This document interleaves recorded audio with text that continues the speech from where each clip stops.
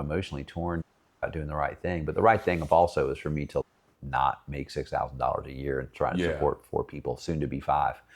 And so, but a year after my dad told me to give it a year, I'm making records at John Keane's. Sugar, Copper Blue is about to come out. And I'm in Spin and Rolling Stone and MTV and going to Europe and going to Japan right after that. And a year later, it's like my life was completely transformed by that.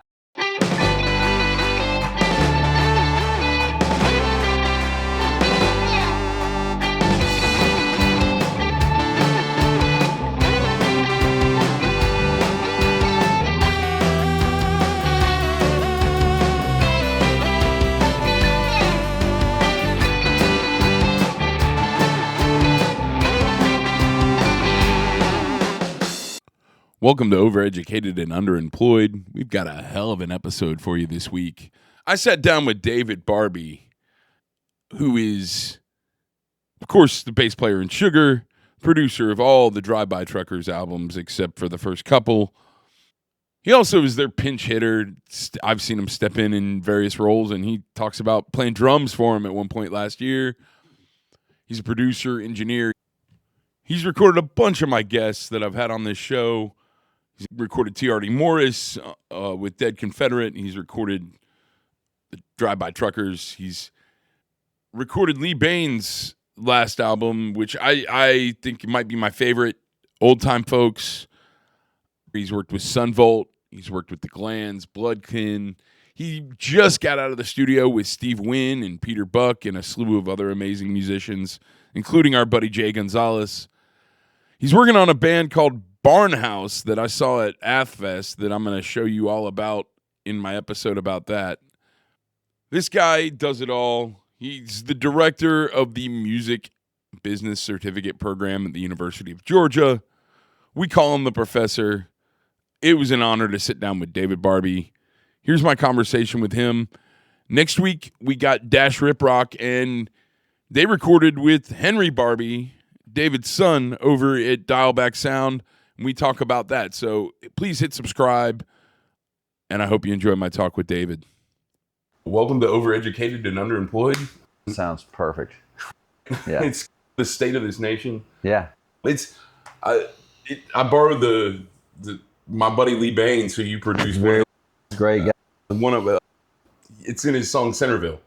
Oh yeah, of course. And so he with permission, he let me name the podcast after that lyric. Great. But I'll start with the first question I ask everybody, and then we'll just kind of go from there. Right. What's the first song you remember loving as a kid? Act Naturally by the Beatles. My dad had bought a copy of the Yesterday and single, and Act Naturally on the flip beat 2. I think he had a client that wanted him to write some string arrangements that were reminiscent of Yesterday, which was a huge hit at the time. This is probably 1966. I was about 2 or 3 years old. And so we had a little record player in my sister's bedroom, and record players used to play 4 speeds, 16, 33, 45, and 78.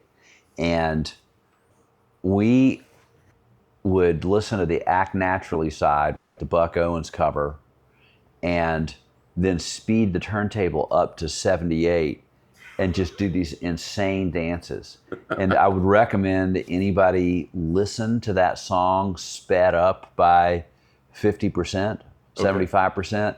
I told somebody this one day, and he was like, oh my God, that explains the sound of all your punk bands. So I was like, it's just this the high voice like the Chipmunks, hey, you're gonna put me in the movie. So yeah, that was my first, I'm probably about 3 years old. And that became Mercyland, is what you're saying. That's what the guy said. I don't know if you know who that was. That's what the guy who had this job at the taco stand with when I was in Mercyland. I just told him that, and he was like, that explains the sound of Mercyland. I was like, yes, the Beatles on meth. That's so funny. So you grew up in Atlanta. Yeah. And both your parents were very music, like they're both studio musicians and both stuff, right? Professional musicians. My dad, a musician and a composer and arranger, and my producer, and my mom, a singer and an actress. And they're both in the Georgia Music Hall of Fame. And I grew up going to studios and concerts. Nobody in my family ever had a job before. Yeah. like a regular job. Like it would be weird to me to go to the other kids' houses or their dads are gone all day and they come home at 5 o'clock in the afternoon and they need to decompress from work, and people got up early in the morning in their houses, and it's like at our house, it's like I never saw my dad before 10 o'clock in the morning when I was a kid. He wrote music late at night. Both your parents were, it was like weird for you to not be into music. It almost sounds like it would have been, at what point was it your choice, I guess is my question. Oh, I loved music from the time I was a little kid. My parents got me I wanted a drum set when I was about 3 or 4 years old. They got me a little toy drum set that I beat the crap out of. And I took piano lessons starting when I was about 6, and I quit that and took drum lessons starting when I was about 8. And then I saved up my money and bought this it's a nice drum kit, used 1968 Slingerland root beer sparkle drum kit. And I saved the money, and I actually got it back a few years ago. I sold it to this kid when he was in high school. He sold it to this other kid who I ended up was later the first drummer in Mercyland, but I never knew he had owned the drums. He had since sold to this other guy who knew that Harry Joyner had owned the drums, but Harry wrote his name inside the kick drum. So it's like I got them back about 10 years ago. I use them on records all the time. That's crazy. Yeah. And then I was playing drums in bands all through middle school and high school. And then I could play guitar. I just sort of started teaching myself. And then some guys I had gone to high school with had booked studio time to record their songs. They needed a bass player and they wanted me to do it. And I was like, I can't play the bass. I was like, what if we tell you what to do? I was like, well, I don't have a bass. And I was like, what if we get you a bass and tell you what to do? I was like, sure, I'm in. And so I went to the studio, and the guitar player taught me what the parts to play. Yeah. And did that, and then I started playing to them, and then I just kind of gradually picked it all up until I just was playing in that band for a few years, and then saw the Barbecue Killers, and who could barely play, but they were way better than the band I was in. And was like, we're just like, my band is 4 people playing the same song in the same room at the same time. These fuckers are a band. And I just quit that and started Mercyland, and there you have it, and just kind of took off from there. Sloan, who does the theme song for this podcast, he told me to ask you about your first concert. My first rock concert was Lynyrd Skynyrd when they recorded their live album. I was 12 years old. It was the Fox Theater, and it was in the front row. I was not a huge Skynyrd fan. I liked him fine, but my sister, who was older, loved Skynyrd. And my dad told us at dinner one night he'd gotten the family 4 tickets to go see Lynyrd Skynyrd. It was a hot ticket. My sister, who was 14, was completely horrified by being seen at what she referred to as the social event of the summer with her parents and her little brother, and was like stormed off. And my dad, who didn't want to really go do that anyway, my parents were born in the 20s, they like big band jazz music, had said, okay, fine, then David, you can go and take a friend, your mother can take you. And he probably went and made a drink, called it good. So my mom and my friend Tim Conley, not the Athens one, another guy, with our moms, we went to the show, and it was the Outlaws opening, who were billed as so loud the silence is deafening. And they were good, they were fine, but it was like 4 dudes with mustaches and cowboy boots who never moved an inch across the front of the stage, and a drummer. It was very just like man rock. And the excitement's building, and the lights drop, and everybody yells. And when Skynyrd came on the stage, there is an explosion in the room of excitement. And it is liquor bottles up, and given the times, rebel flags out, and people just crammed in the aisles, and there's this smell in the air. I was 12. I had just finished playing Little League. And right away, I realized 2 things. I think that must be pot. And I know what my sister's doing in her room when she's listening to her records. My sister was about 30 rows behind us with her friends Vicky and Debbie Gorman, who my memory of them is these not unattractive mid-70s 16 and 17-year-old party girls. They're out of that 70s show in a great way. And they were just flirtatious enough with their friend's 12-year-old brother. Not too much. And then she was on a date with Russell Fleming, who, if my daughter wanted to date somebody like Russell Fleming, it would not have happened. Russell Fleming worked at the Dairy Queen. He drove a faded blue 67 Dodge, the one that looked like a Valiant that had the fast back, like a useless waste of, just like a huge window that makes a car hot and has like a tiny trunk in the back, and probably got like 12 miles a gallon. And then a Barracuda, that's what it was. And he had the little like fur attempt at having a mustache and not great skin. And so all these people are just out, and it's everybody's fantasy of what a rock concert in the 70s is. It's just people just throwing down and getting off, and Skynyrd's awesome. My mom was born in 1928. My mother's personality is like a kind of a cross between June Cleaver and Glinda the Good Witch. Okay. She is, everybody that worked with her in studios describes my mom as, your mother was like magic. She was like a kind, just like this, like, but she was awesome. Very nice, polite, proper lady, born in 1928, graduated the University of Georgia in 1950.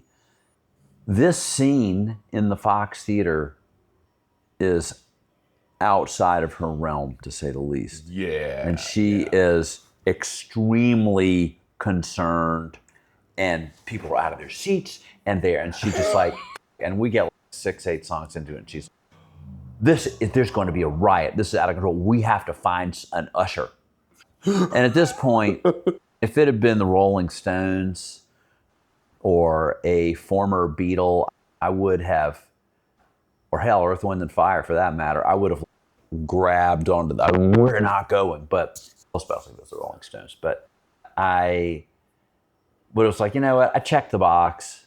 Yeah. That's fine. I've seen a rock concert, and it is like slightly terrifying, but I was still into it. I like these memories I have of being a young person at shows, and they're kind of scary. Early punk rock shows for me were like that.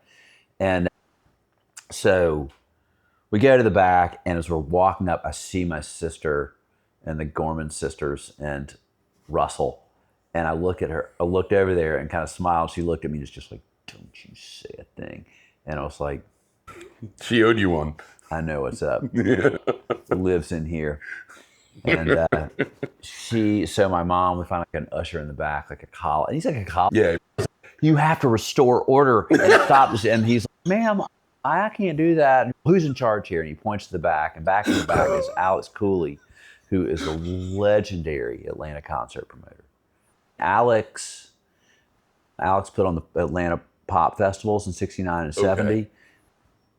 Jimi Hendrix, Zeppelin, Alex, with the money they made off the first Atlanta Pop Festival, they paid the Grateful Dead $8,000 to come play a free show in Piedmont Park. They finally restored a lot of that footage too. Yeah. Because they had problems syncing it up. Yeah, we had it at the Special Collections Library at UGA. Yeah. Alex, he was the Atlanta concert promoter. He ultimately, and then his company gradually got bigger and bigger and had partners, and then now it was swallowed up into Live Nation, like all concert promoters are one of the two, Live Nation or AG now. But yeah. So I Alex, just had Franz Nicolai on a couple weeks ago, and we talked about I can tell you all about that. Yeah. So Alex is in the back of the Fox Theater on one of these seats like a throne. And Alex is, I guess, at this time, maybe 30. And he is dressed about like I am now. Jeans, t-shirt, got long hair and beard. And he's extremely happy because he's having a good night at work. This thing is sold out. They got a 3-night run. They're making this live album. This thing is going to be huge. And my mom walks over to him and she's, you have to stop the show because, man, what's the problem? The people are out of their seats. They are openly drinking liquor and they are smoking God knows what. She knew what. Down there, and it's out of control. And now I realize now, to my mom, she knows her, I'm 12, 14-year-old daughter is in that room somewhere. She's not going to specifically say this because she knows that can't be what this is about. Alex listens to her and says, ma'am, I can assure you everything is fine. We do this all the time. And there's nothing to worry about. We got plenty of security here. The show's everybody's going to be safe. It's totally fine. And then she played her ace, which was, and there I just saw, and like I'm standing behind her, like I've got long hair and I'm rolling my eyes like because this seems, okay, this is a cool guy. And I want him to know that I am also a cool guy. And I'm not offended by these like tight jeans and t-shirt clad girls a few years older than me holding Southern Comfort bottles up in the air and completely raising hell to see Lynyrd Skynyrd. It's, like I say, it's to be 12, it's both terrifying and exhilarating at the same time. My mom said, and I just saw this girl who can't be a day over 15 years old. And she was so out of it on some kind of dope. There's this boy just copping a feel. I'm really cringing now when I'm 12. And she's so out of it, she doesn't even have any idea what's going on. And Alex listened to her. He said, you have to stop the show. And he said, ma'am, she said, there's going to be a riot. And he said, ma'am, if I stopped the show, there absolutely would be a riot. Right. Now, I do this all the time. My organization does this. We have a lot of security. And this is fair. This is normal for a rock concert now. And everybody's going to be fine. And we're going to take good care of the building and take good care of everybody. And everybody's going to go home safe. We do this all the time. We just let it play out. If we stop the show, there would be a riot. And then she was like, I want my money back. So Alex reached in his pocket and pulled out this wad of money like this. And at this point, I'm realizing this is definitely the coolest guy I've ever seen in my whole life. And you had I had 4 tickets. Okay, let's see, that's $8.50. So here's the $4 back for 4 front row seats. And my mom was terribly apologetic to me about she couldn't take it anymore and to leave. And I told her, I checked the box, it's fine. Yeah. And but I think we went and got ice cream or something. But so years later, 30 years later, they had started the UGA music business program. I was not teaching there yet, but I was on their board, and I went to a meeting, and Alex is on the board. And so when we leave, Alex and I are in the elevator together. And Alex said, David, it's so nice to meet you. I've heard your name through music for years. And I was like, we've actually met one time before. And I told him the story I just told you, and he said, oh, I hope I wasn't rude to your mother. I was like, no, you were actually insanely calm and polite. But yeah, so there you go. That's my first time I ever saw a real rock and roll show. That's an insane story. I'm really glad I asked you about that.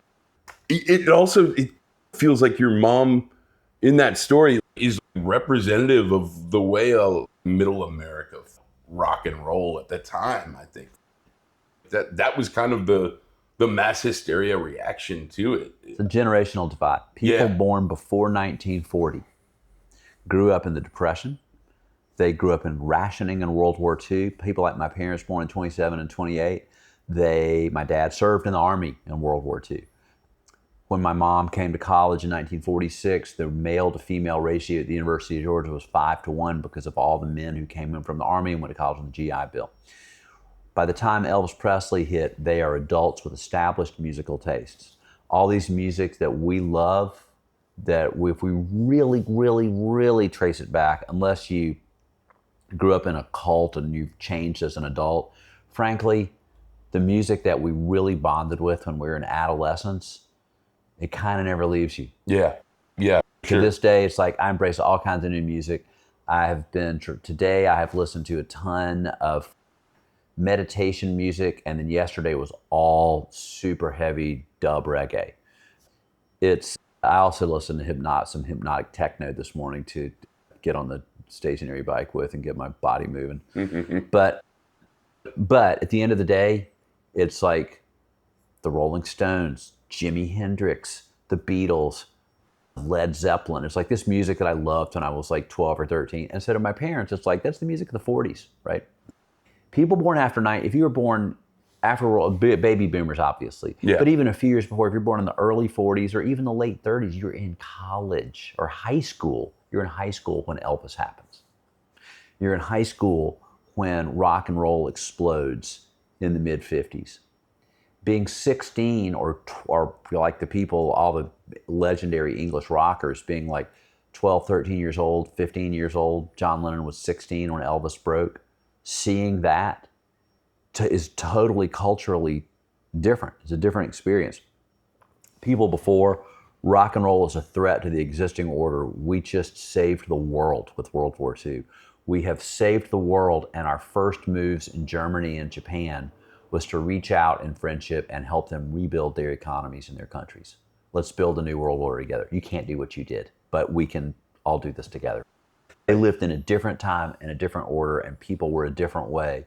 And it is middle America, but it's not really just middle America. It is America that was born 1940 or sooner, or before 1940.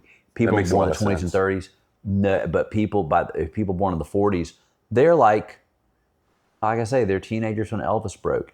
People born right after World War II, they're teenagers when the Beatles hit, right? They're in college during like Vietnam and the Civil Rights Movement.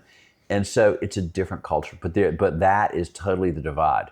Do you think music specifically would ever cause that kind of a divide again? Do you think that's I don't think it has sense, for sure. I don't think it has sense either, because it's like there are plenty of people, I'll call them white people my age, who don't think there's been no like youth music revolution since punk rock. That's idiotic. What about hip hop? And but no, because I don't think there can be. And the reason I don't is because of the two factors that seem to be divergent, but they're tied together. The consolidation of broadcast media and the diversification of the ways in which we consume music, right? Yeah. When I was, the summer of 1976, I'm 12 years old. How did I hear about music? 96 rock, the slightly kind of more soft rock, 94Q, top 40 FM, but still some rock hits a little bit, Z93. Once I got to be in high school, I knew about the Georgia State College station, WRES, which was a great, later just known as Album 88, which was a really influential station. But by the time I'm in high school, I got four ways. I can hear Tom Petty on 96 Rock. I might hear the first R.E.M. single or The Clash or Elvis Costello or something on the college station once you venture down there. Okay, cool. A couple of mainstream music publications that everybody knows about. And then maybe you might see some music on TV, but the artists I remember playing on things like The Tonight Show in the 70s are not the Sex Pistols or the Buzzcocks. It's like England Dan and John Ford Coley, who I did see perform in The Tonight Show when I was like 12 years old. And 13 probably is staying up later watching Johnny. That's when I became the big Johnny Carson fan. And but the point is that I had a minimal number of lanes that we all heard. Friday night in high school after the football game, everybody go to Hammond Park and drink beer. Every car has the doors open or the windows down and 96 Rock cranked up. So when Highway to Hell comes on the radio, or Who Are You, or The Fool in the Rain, or whatever, we've all heard it at the same time. Now, the 100 kids in my class this fall semester, they got Spotify, they got Apple. There's a lot of them that know about their pockets that have the same mainstream influences, especially mainstream country music, which is so massive, or Taylor Swift. But there's also, if you ask 100 people their favorite song in college right now, it's going to be all different. Or what'd you listen to this morning? What'd you hear this morning? Because everybody picks what they want to listen to, and our algorithm is tailored to us. And we also, it's just much like the eradication of reading of people, the general public consuming fact-based journalism. So it's an echo chamber of bullshit on social media. Yeah, it's really... It's all the same thing. So that's why I don't know that there can be another Hound Dog, I Want to Hold Your Hand, in a different way, Blowing in the Wind, Like a Rolling Stone, Stairway, Free Bird. The iconic, I've asked my classes this, is okay, so Billie Jean, iconic song, but as we get newer and newer, Smells Like Teen Spirit, culture-changing, iconic song. Yeah. Okay, and I'm sure that's the one that everybody talks about on this when I ask them. Everybody around my age or a little older, Smells Like Teen Spirit. What year were you born? 86. Okay, cool. So Smells Like Teen Spirit, you're a little kid when that comes out. And so as you're an adolescent, that's a few years old. It's like me being, it's like talk about those songs, like Act Naturally. It's like I'm like 3 years old. The Monkees, I'm a Believer. I watched that on TV and I remember waiting for them to please rerun that version. I would tell my dad, I want to hear that song. And he would always, in a nice way, he'd always tease me and say, I'm a big liver. I was like, no, it's not about that. It's about I'm a believer, and it's got this organ thing in it. And then like I remember Brown Sugar when I was about 7. I loved that. And my mom was old enough to think that song was vulgar. And I was like, I'm 7. And to me, it's like, I just think the songs are about kids. And I'm like, no, it's about these kids that stay up real late at night until just around midnight. And when the grown-ups go to bed, they're just watching TV and eating all the chocolate. That's what the song's about. It's not about that. I found that out. But anyway, yeah. So, that's the most amazing interpretation of that song I've ever But it's heard. like, I would have these things where you hear some kind of music and you're just like, whoa, fuck. I remember being about 9 years old and hearing Won't Get Fooled Again on the radio.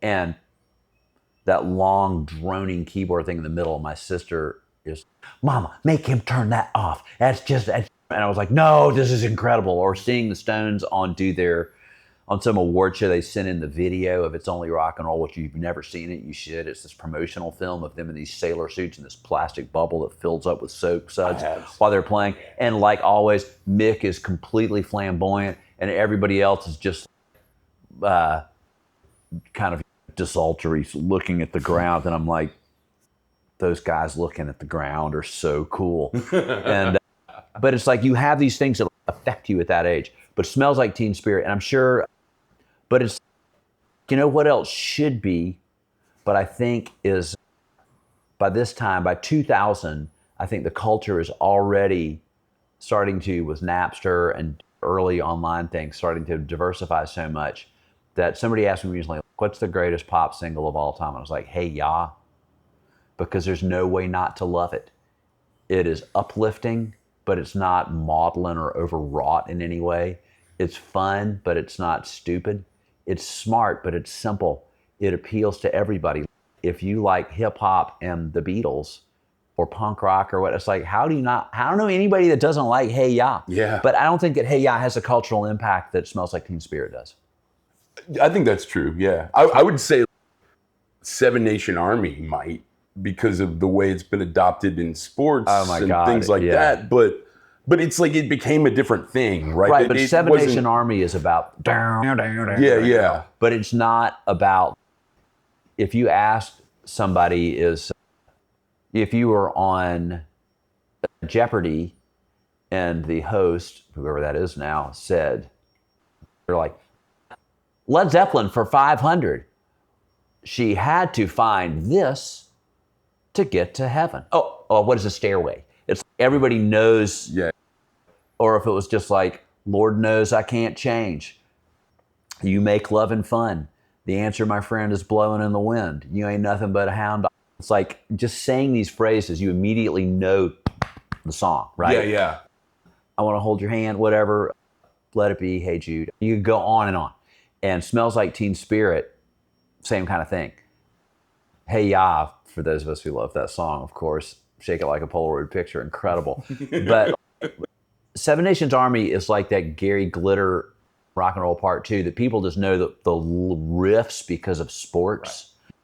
But it's not a culture altering. Everybody that heard Seven Nations Army, I don't think, started a band. Everybody that listened to Smells Like Teen Spirit. Yeah, and I was going to say listen to DBT Self-Destructive Zones. Oh, yeah. Which basically is like a 3.5, 4 minute history of what happened.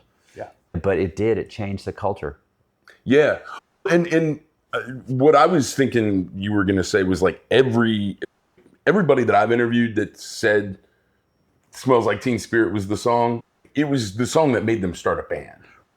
By the time Smells Like Teen Spirit came out, I'd been playing them for a long time. But it's weird. Husker Du opened the door for Nirvana.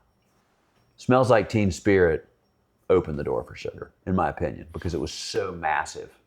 Yeah. And that suddenly it's, oh man, bands like ours, it's like these dudes are playing like arenas and headlining massive festivals. Yeah. But it's interesting, like Husker Du, Sonic Youth, these bands of that era opened the door, like as it gradually got more popular. Although I really think in America, at least, that the real flagship is R.E.M. Yeah. That R.E.M. built this indie touring circuit because they were such a sensation. And that just really, and the marriage of the 70s punk rock and college music like R.E.M. If you could go back in time and ask Kurt Cobain about, it's like he frequently cited R.E.M. as an influence, right? Yeah. And they're friendly and everything. And but it's like that, and for me, because it's like I went from being like wildly into the Clash and then being in college and like hearing maybe about a year into college here, or I guess during college, the single came out in '81, which is my first year up here.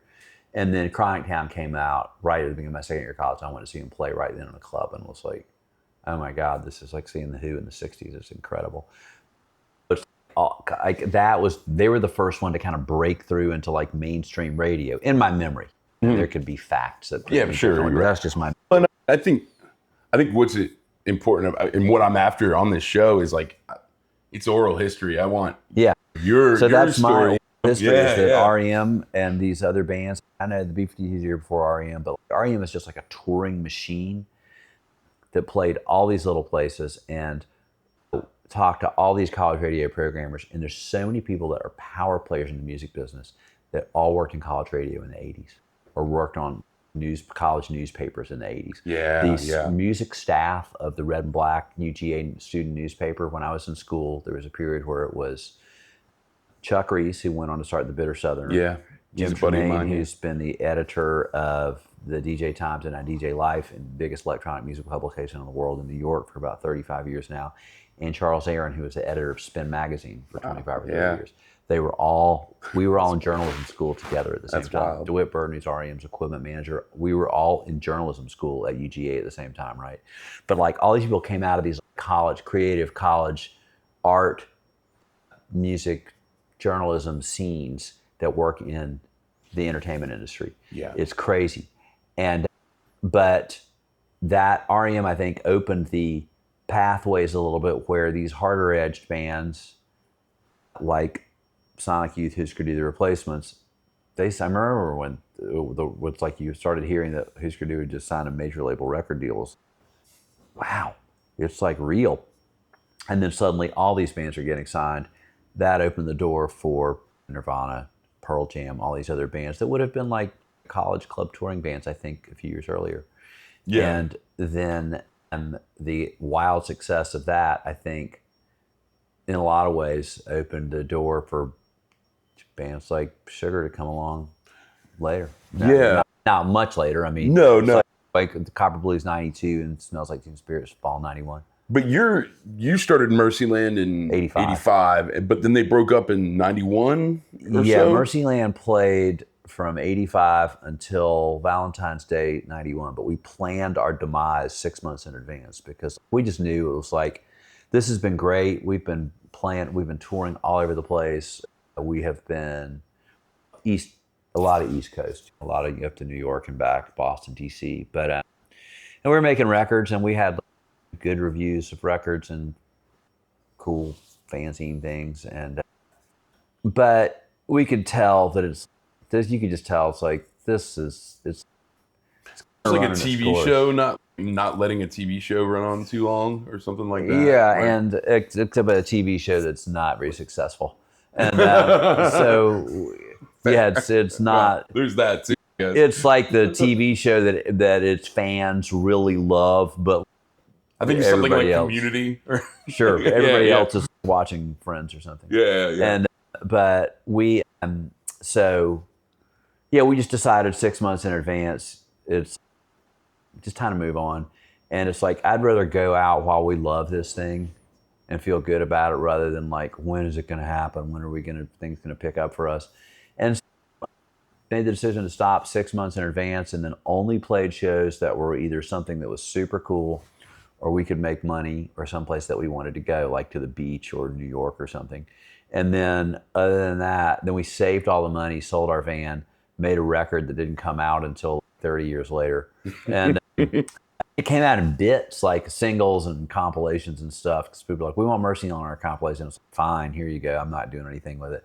I put it all, that's the one that stuff started coming out a few years ago. A lot of it was like me going back, and I'm going to reassemble the painting I'm going to stop cutting Mona Lisa's nose off and putting it into a different compilation. I'm going to put this thing back together again. Yeah. But so I did that until early 91. And at that point I thought I was screwed because I had a baby and a pregnant wife, and I drove a delivery truck and made. Was that the first time you had to get a real job? I was an odd job guy. Like as a teenager and stuff? No. I started my first time I went to do anything, I was about 13. I got paid to go to South Carolina with my friend and his dad, build playground equipment. But my real first job was I was 15. I lied about my age to get a job at Taco Bell because there's a cute girl that worked there, and I was tired of paying $1.79 to hang out with her at the cash register for 15 minutes every day, and realized I could get paid a sweet $2.65 an hour to hang out with her all day long. And maybe even a free burrito every shift. Yes, but then she started dating Tony. Tony's just like a Russell Fleming with better skin. And anyway, I guess I got busted about my age on my birthday because my mom had told Chip, the manager, that it was my birthday and I was going to get my driver's license. And oh, no. I was like, I came into work and he told me, and they're all standing there looking, all the other high school kids. And I was like, so I guess I'm fired. He goes, no, you're 16. No, you're fine. Anyway, so no, I always worked. And once I worked for something and had my own money, it was like, okay, I like doing this. I've repaired asphalt every summer when I was in college, and then kept doing that while I was in Mercyland because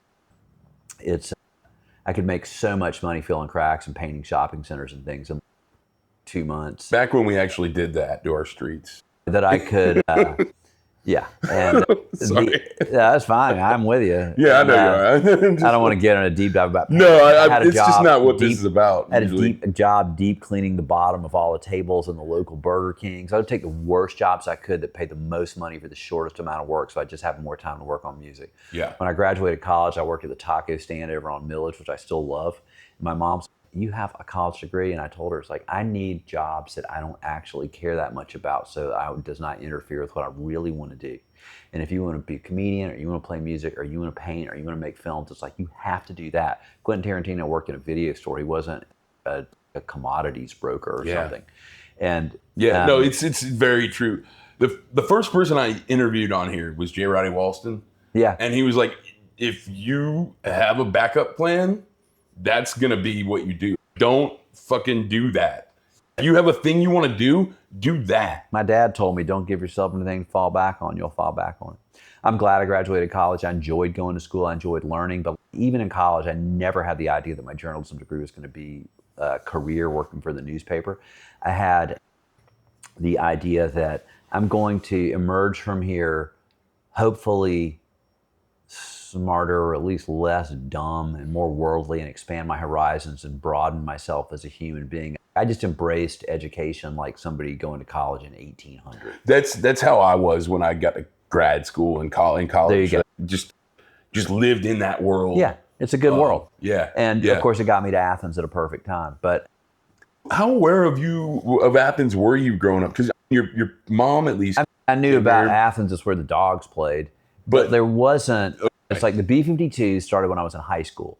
And it's funny because the word was there is a punk rock band in Athens, because punk rock was like a thing that was going to blow up rock and roll. And then I got a pre-recorded cassette of the first B-52s album, and I heard it, and it's like, oh yeah, that's great. I don't know what I would call this kind of music, but it's cool.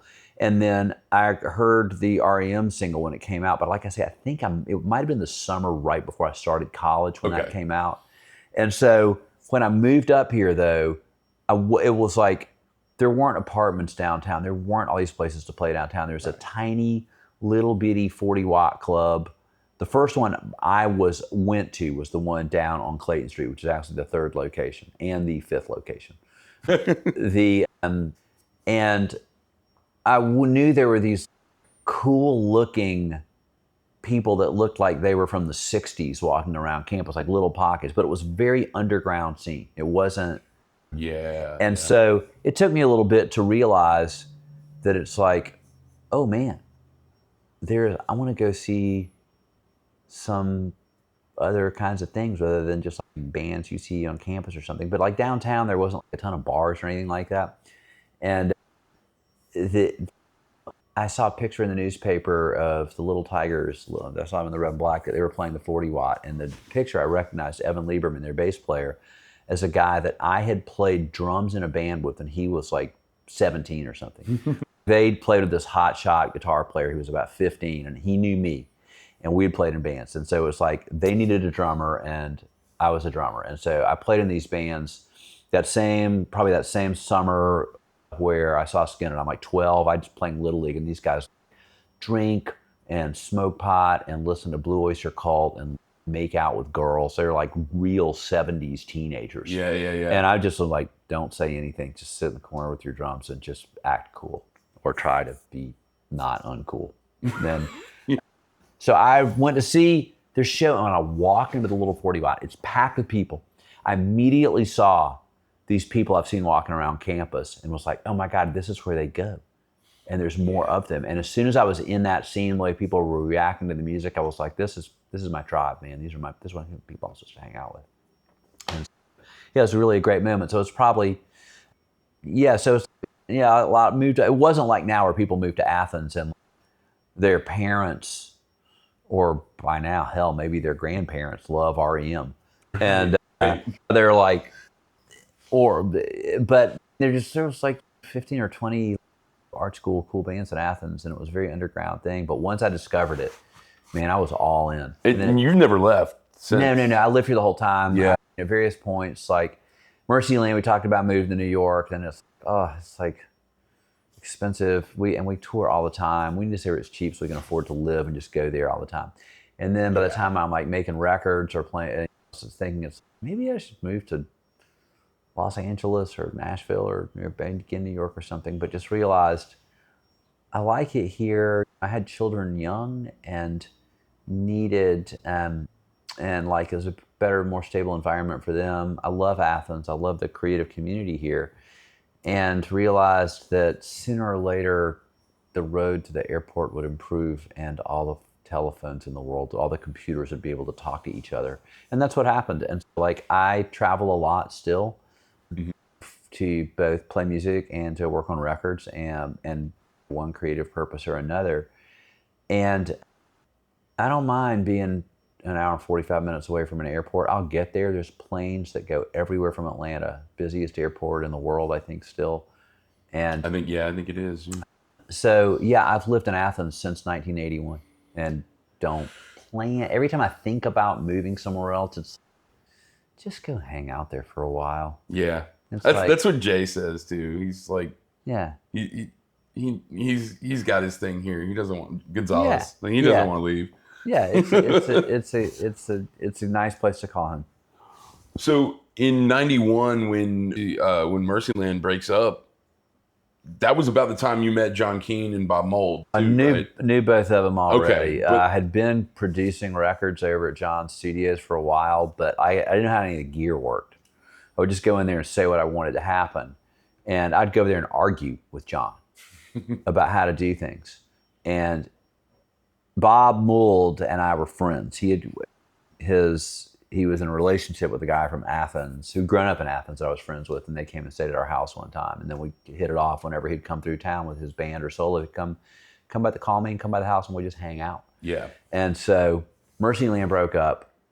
And about a week later, I'm like, I don't know what I'm going to do. It's like I told my dad, it's like, I think I might have to go get like an actual job rather than driving a delivery truck or hanging vinyl siding or continuing to work at the taco stand or working at Kinko's or whatever.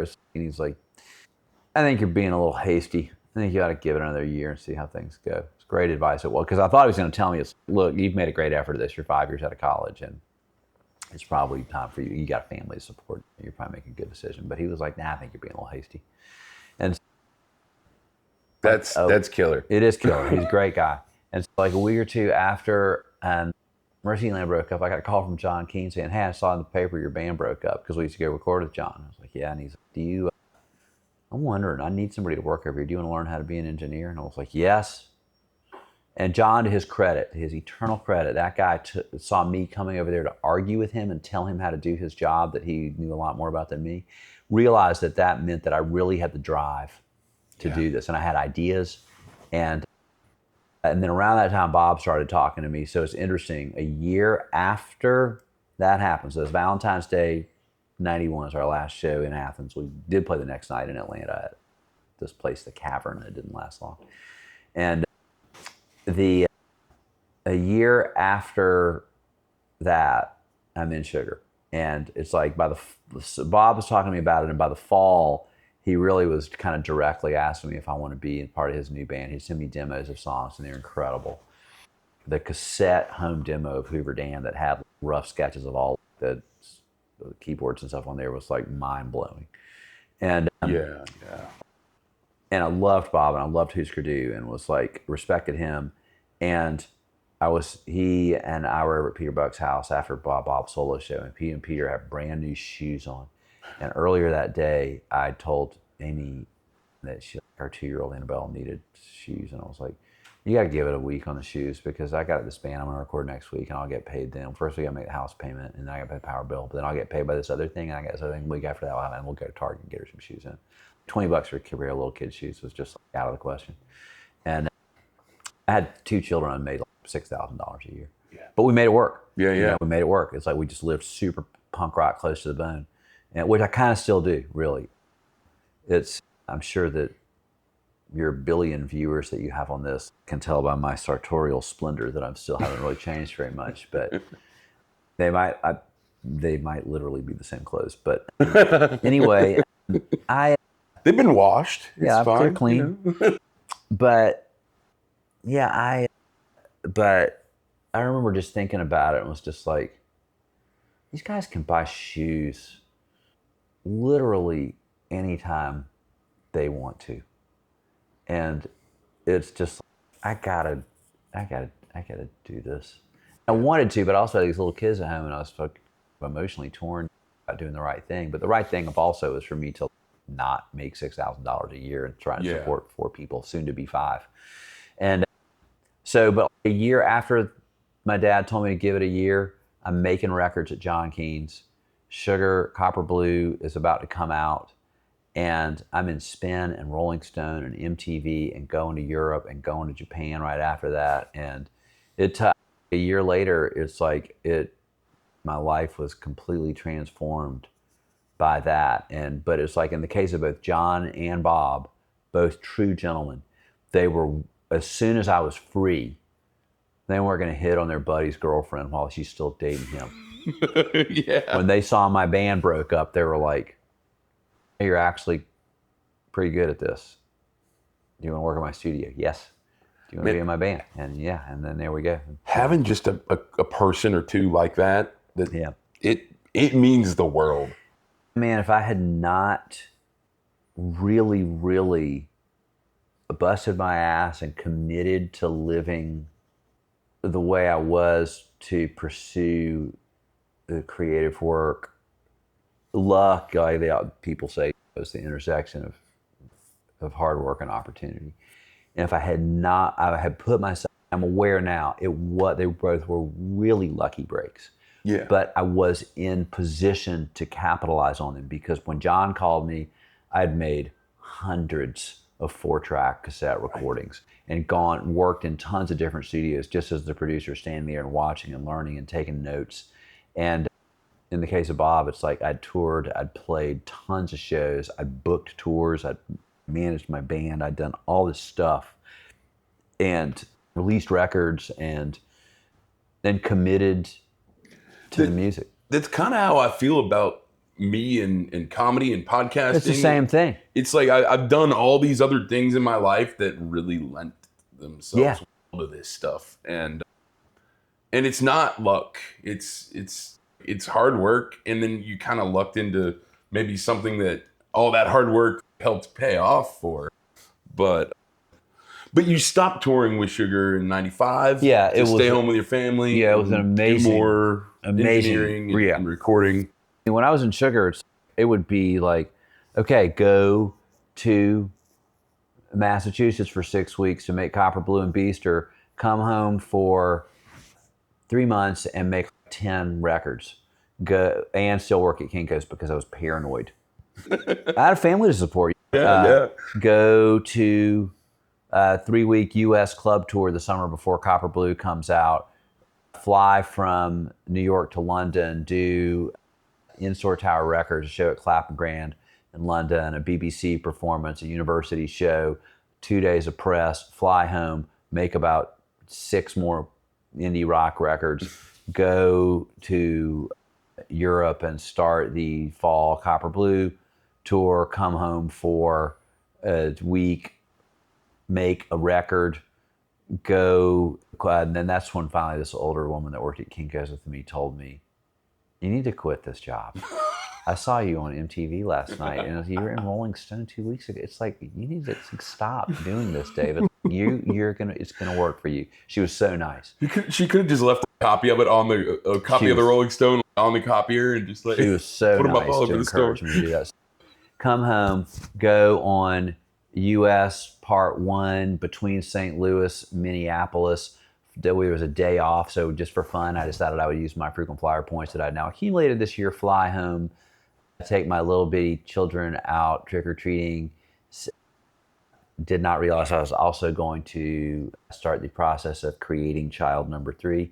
And then flew back to Minneapolis, did the rest of the tour, came home. It's for like a week, made a record, go do the western half of the United States, come home for Thanksgiving for a week and a half. That'll kill you. Go to Europe for a month, come home for Christmas. I'm home for a month. I make 3 more, 4 more, 5 more punk rock records. Go to Japan, come home. I got 3 months now, 2 months before Beaster comes out, and make 10 records. Go, and it's just like, that's what it was like. Yeah. For 3 years. Yeah. But we also realized, and Amy, God bless her, supported me doing this the whole time, and realized that the only way this is who I am, it's what I do, and it also it's creatively is who I am, but it's also in very real terms pays our house payment, pays the pediatrician, buys clothes for small children, right? And so it's like we realized this is going to be, it's like people who are like lawyers or accountants, like their first 3 or 4 years they work, and they work like 80 hours a week or something. Got to do. And then in '95, I'd told Bob about 6 months earlier that when there is a stopping point that makes sense for you and makes sense for the project, that the next time that we land from that, there's going to be a break period, I'm just going to ease on out. And I encouraged him that he should keep the band together, because I thought the songs were so great, and that it's like, you and Malcolm, we could get somebody else and you could sell 1 million records. You could be like Pearl Jam or Nirvana or one of these bands. It's because you influenced all of them. If you had somebody that was just a road dog that would just do this all the time, but I need to be at home. He totally supported me the whole time. Even though it probably held certain aspects of his own career back, he's done great anyway, but you know what I'm saying? And so we just didn't say anything to anybody. And then about a year later, I was in a studio and somebody was like, hey, I just read in Spin, your band's breaking up. And I was like, I guess so, how about that? And and I just made records and made hundreds of those. And there's so many other little things that happen. Patterson moves to Athens. I was about to say, that's not long after that. See Sugar play at the 40 Watt. Me and him become friends. And now 25 years later, I've devoted a ton of my life to making records with him. And then I feel like you and Wes Freed are essentially part of that band, and I think a lot of fans feel that way. Yeah, I appreciate that fans would feel that way. It's like Patterson has told me he's pretty straight up about the fact that it's like that you're a member of the band. Yeah, and I think I think that's obvious to everybody. I'm their relief pitcher. I've played. Yeah, I've seen you step in New Year's Eve shows and fans at all kinds of stuff. I filled in on bass sometimes, and Patton is on a tour with somebody else. And the Suckers are playing an isolated show, and I've also Easy B was sick for a show last year, and I flew to Jackson Hole and played drums. I remember hearing about it. Was that the first time you'd ever played drums for the Truckers? For the Truckers. The last time I played drums was at Stacey O'Brien's keg party in 1981 in high school. Holy shit. At a full show. I played on records. I can play enough drums, keyboard, whatever, passable guitar to make records, but this 4-minute chunks. But it was like when they wanted me to do it, I was just like, I know the songs. It lives in here. I can totally do this. And I went out, flew out there and played a 2-hour drive-by trucker show on the drums. It was so fun. Comet of the Season and the Southern Rock Opera came out like 2 months apart. Yes. Was that significant? Was that significant to the trajectory? I've never thought about it before. It's like after Sugar, after Mercyland, like I wanted to make more David Barbe records, and I was always playing music and writing songs, but I was just so busy just recording bands. I've never counted, but I think I've probably made like 400 albums or something. It's a lot. And then I'm building Chase Park, and I'm flying to Illinois to work on the Sunvolt record. I'm coming back. I got all this stuff going on, and it's great. And I love having a studio. Like I say, I was over there today, and I'm about to go over there again in a few minutes.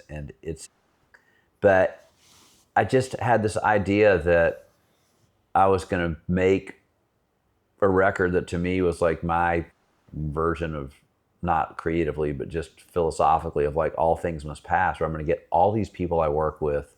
There's like 20 people on that record. Yeah. And Patterson did some engineering for me when you can hear him at the end of one of the songs, you can hear him on the talkback say, "Hey, come check it out." But it was all happening at the same time. But it wasn't. It was just like I was done, and it was time to put it out. Looking on the outside, from the outside looking in, I just see this one thing you're working on. Really, they take it off, right? They start doing 200 shows a year with the Southern Rock Opera, and so to me, if I'm you back then, I'm like, oh, I see a future working with this group. Yeah, the first time I really felt that about them was, I remember being at a show one time and standing on the side of the stage in Atlanta and looking out in the crowd and realizing every person in this room is singing every word of this song. And you look at the profile, the demographic in that audience is, at the time, early days, more male than female, but a mix. This crowd loves music. There's a cross section of people that love The Clash, Merle Haggard, and the Rolling Stones. There is a lot of people here drinking domestic beer and brown liquor. This population smokes cigarettes at a rate greater than the average of the general population. There's a lot of people out there that fit that description. They're called rock fans. Yeah. But if you went to see John Fogerty or Merle Haggard or what, it's like you would see everybody sing, or Neil Young, like everybody singing every word. And it was like, you see that, it's like, that's the real deal. And yeah, I was a believer. I loved them from the beginning. I thought they were great. I saw Patterson play solo. He was doing sound at the hi-hat, and the guy that owned it said I would always hang out there and be recording bands. He's like, "Have you ever heard Patterson's songs?" I was like, "No." And he said, "They're really good." He's playing a show. Tony Eubanks in the club. He's a really good guy. I went down and saw it and was like, "These songs are great, man." And then I saw an early DBT show down there, and Cooley had like a fresh buzz cut and was wearing a V-neck white T-shirt that was 3 sizes too big for any person he could possibly be related to. I told somebody I was watching the show, Patterson's friend looks like he just got out of prison, and that's the clothes they gave him. And but as it started, is you could just, there was just a moment where it just gained traction. But the biggest thing is the work ethic, because like when I was in Mercyland, my whole thing was we're going to tour all the time. And the reason we were able to get out of Athens and do things, and that I was able to build other good things that happened to me, is because we toured all the time. We put in the work. It's just like, you can't do stand-up if you don't go play the crappy gigs. It's like, I want a headline. You're not going to. Yeah. I want to do Kimmel.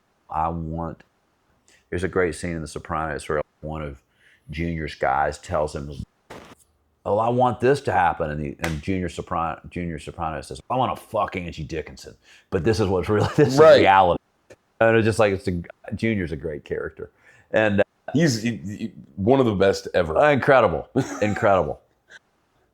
And that might be my favorite show. You come in here heavy or you don't come in here at all. And but in the Truckers, somebody asked me at one point about them, like when they were first taking off in the early 2000s. And I said, if I had to rank all the bands I've ever worked with in terms, rank them by work ethic, the Drive-By Truckers would be first. And the distance between number 1 and number 2 might be greater than the distance between number 2 and number 30. Because here's a description. I want you to invest in business I have. Okay, what's the business? It's a rock band. Okay, describe this band to me. They're all in their 30s. They have terrible service industry jobs. They have incredibly unconventional singing voices. They creatively reference types of music that are not in current trends at all. They have unconventional singing voices and approaches to music, and one of them can never keep his guitar in tune. People at a record company would be just like, you got something else too? It's like, because it's, as opposed, but are people that are like hipsters or in some kind of trend, or they're younger or whatever. And that's what I just described is a description of a great local bar band. But it's without the content of the songs, of course, is what makes something right. The content of it's like, and to me, I don't know anybody that could love the Drive-By Truckers more than me. It's like, I've devoted my life to this, not because I have to. I just love it so much. They mean as much to me as Neil Young or the Clash or the Rolling Stones. Yeah. Or the Act Naturally single. And for me, I was 18 the first time I saw them. Well, there you go. They are that. They're the shit. Yeah. They are my Zeppelin or whatever. But it's because they did the fucking work, because they played 200 shows a year, and it would be these things where you'd see them after a while, they come back and realize, but they just did not quit. And I can probably answer one more question. I got to go to the studio. Cool. You actually led me really nicely into I love when I do one of the questions. Right. One of the last things I wanted to talk to you about. I'm gonna try and double dip a little bit here. Yeah. So that's like the NBA. Lyrics are like really, really important to you. Yes. Yes. How much do the lyrics affect the way you produce a song? And then also, on a bigger, do you see yourself more? I think there's a spectrum between Rick Rubin and Steve Albini, right? Yeah. Maybe you disagree with that spectrum. No, I know exactly where you're coming from. Where on that spectrum do you think you lie, and then also, but also like how much do the lyrics maybe affect that? This is all one thing. Yeah. The lyrics affect me because there's 3 things that I really look for in a musical project I want to work on. One is this creative, unique in some way, where it's its own thing. I guess there's really 4 to do. I guess I can narrow it down to 3, really. Do I vibe out with these people, and does this music have an emotional impact on me? Yeah. If you've got 2 of the 3, you can work on it. If it's somebody this is creative, this music has a deep emotional impact, this person is insane, they're an asshole, but the music's so great, I'm going to do it. Or it's wildly creative, they're the greatest people in the world. It doesn't really have that much emotional impact on me. I'm not sure how great I think this record's going to be, but this is going to be a cool thing to work on. It's like a cool artistic thing. Emotional impact, yes. The greatest people in the world to work with. Is it unique? No, it's like other music I like, but there's plenty of, frankly, there's plenty of Americana country music that fits in it fits within a box creatively, but it's so deep and it's so real and it's so good. If you'd never heard, I keep referencing Merle Haggard, but if you'd never heard Merle Haggard before and he just popped up and played you his early songs, and I don't care that it's like other kinds of music, it's brilliant. Checks all three boxes, you got something great. But the emotional impact of music is what really, really, really separates it. And that is the lyrics. And like when you hear it, you know it. And the lyrics could be like, more abstract poetry like Bob Dylan, Fourth Time Around. It's one of the greatest things I've ever heard in my life. Or it could be an extremely direct thing. Yeah. But the lyrics make a big difference to me. The Rubin Albini scale. I love this scale because Steve, to those of your viewers who are not familiar with him, is like, I'm an archivist. Steve was a good friend. I'm a documentarian. I record. Steve, Rick, and I are all born at the same time, probably within a couple of years of each other. Rick Rubin, on the other hand, is a grand overseer of the musical production, and the studio is a creative tool. To Steve, the studio is where you document a live performance of a band. They are my two favorite modern recordists because Steve would roll in his grave if I called him a producer. And Rick Rubin is famously not an engineer. I'm both, I think. Yeah. I embrace all of it. I work for the artist. And it's like my thing is for me to say, it's not my style creatively to want somebody else to fit in my lane. I'm trying to expand what I do and what I understand, but I understand both things. I appreciate very much the Steve Albini purist live band. I've done a lot of records like that. Yeah. I appreciate if you listen to the Decoration Day version of the Deeper In and how that song, each piece comes in at the same time, that is very much of like the Tom Petty Wildflowers, Rick Rubin production style. Yeah. But it has that big roomy drum sound that would match the live band style of Steve Albini. I love both. I think for me, a failure to embrace I try to be open to every color in the spectrum. I try and be open to every spice on the rack. They don't all get used at the same time, but I think I can learn more and progress more and expand more creatively and best contribute to others if I can try and help make their music their best version, or that I could possibly help them with. Help them get where they want to go. I would say most of my favorite records were produced by you. This has been a privilege and an honor, David. Thank you. Really appreciate it. And my friend Scott, who was in a band called Syrup. Oh yeah, I recorded them too, man. He said that you recorded their only good album. So I had a great time working with those guys. Those guys, I'll briefly talk about this for a second. Their entire diet the whole time they were at Chase Park was it was cold as shit outside, and they would stay at the studio and eat sardines, saltine crackers, hot sauce, and PBR. That sounds great. They had. I really enjoyed recording their band. They had some good jams, and I also turned them on to Humble Pie Smokin', which is one of my favorites. Hell yeah. David, thank you so much for being pleasure, here, man. Matt. This has been great, man. All right, I'll see you out at your show. Cool, man. Thank you. Yeah. That was my talk with David Barbe. Next week, we got Dash Riprock. Week after that, we got Lily Hyatt. We've got a couple of episodes about Athfest coming too. One kind of behind the scenes, one in front of the scenes. I hope you've enjoyed this amazing season so far. Please hit like, please hit subscribe, please share it with your friends. Thanks a lot.